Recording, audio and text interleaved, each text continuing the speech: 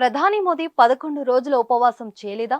ఒకవేళ ఉపవాసం చేస్తే దేశమంతటా తిరగడానికి ఆయనకు శక్తి ఎలా వచ్చింది? కేవలం కొబ్బరి నీళ్లు తాగి ఎలా ఉండగలిగారు?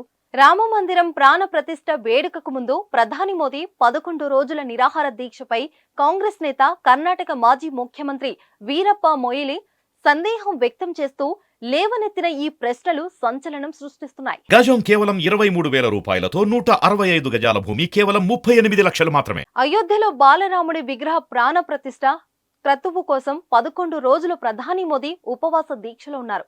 జనవరి 12న మహారాష్ట్రలోని నాసిక్ ధామాలోని పంచవటిలో మోదీ ఉపవాస దీక్ష ప్రారంభించారు.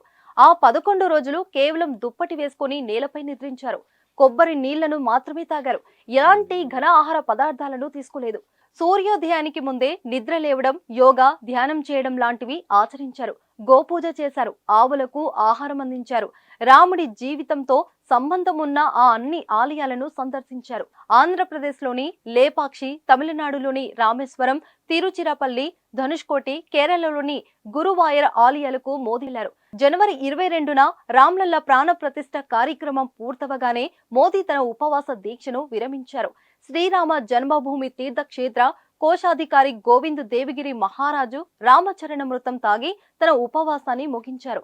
అయితే మోదీ ఉపవాసం చేశారా చేయలేదా అని మొయిలీ అనుమానాలు కొత్త వివాదానికి తెరతీశాయి. ఏకంగా 11 రోజులు కొబ్బరి నీళ్లతో జీవించడం సాధ్యం కాదని, మోదీ అలా జీవించడం ఓ అద్భుతమని వీరప్ప మొయిలీ ట్వీట్ చేశారు.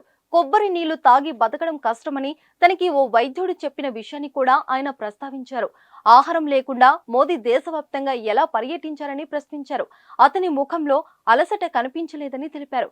అసలు మోదీ ఉపవాస దీక్ష చేసి ఇలా బతికి ఉండడం ఓ వండర్ అని మొయిలీ సెన్సేషనల్ కామెంట్ చేశారు. ప్రాణ ప్రతిష్ఠ కోసం ప్రధాని మోదీ చేసిన ఉపవాస దీక్షపై తమకు అనుమానాలున్నాయని సంచలన వ్యాఖ్యలు చేశారు. ఒకవేళ మోదీ ఉపవాస దీక్ష చేయకుండా పూజలు చేసి ఉంటే బాలరాముడి గర్భగుడి అపవిత్రం అయినట్టేనని తెలిపారు. వీరప్ప మొయిలీ కామెంట్స్ పై బీజేపీ మండిపడుతుంది. కాంగ్రెస్ లీడర్ వ్యాఖ్యలను బీజేపీ శ్రేణులు తిప్పికొడుతున్నారు.